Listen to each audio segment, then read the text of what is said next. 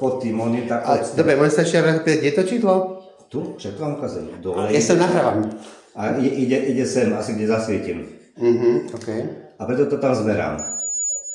25,8 ukazuje na tejto podlahe. A tu nám ukazuje zase opačne iba 24,8.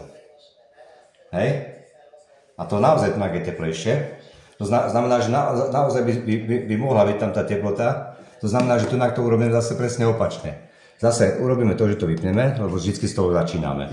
Zatlačíme dva krajné gombiky. Áno. Napíše nám adjust. A tu vieme, že má ukazovať viacej, hej? To znamená, že ideme, je to hodne spustené dole, ono tých 1,8 býva správne. Skúsime takto. 25,9 to už je veľa. 25,8 sme namerali. Dole ešte. Ja tam musím dvakrát vlastne stláčať. Tak, teraz som to spravil správne.